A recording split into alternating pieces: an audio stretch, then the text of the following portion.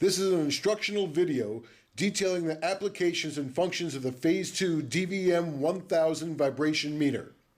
The DVM-1000 is designed to obtain balance and alignment data on all types of rotating or moving objects. The technology incorporated utilizes a piezoelectric sensor to obtain sensitive and accurate readings.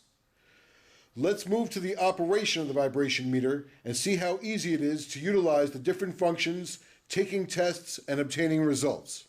To begin, attach the accelerometer probe to the meter. Press the power key to start and bring up the interface screen.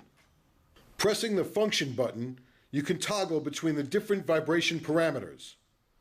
The three main measurement parameters are velocity, the most commonly used parameter, acceleration, which has excellent high frequency capabilities and is good for checking bearings or gear drives, and displacement, which is good for low frequency checking and low speed machinery, not bearings. Press the inch metric button allows you to toggle back and forth. You will notice the change on the top right of the screen. The hold button allows the operator to hold the latest reading. The volume button adjusts the volume if you decide to use the tester as an audible receiver to listen to the vibration movement of the part you are checking. To take a reading, place the accelerometer firmly on the surface of the part being checked.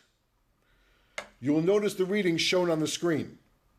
You may choose to affix the accelerometer to the surface using the magnet, or you may also choose a tighter point of reference using the stinger probe supplied.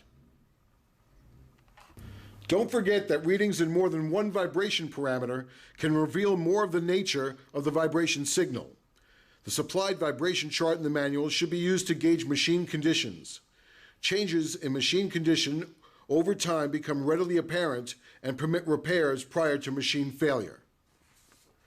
This concludes our application function guide for the Phase 2 DVM-1000 vibration meter.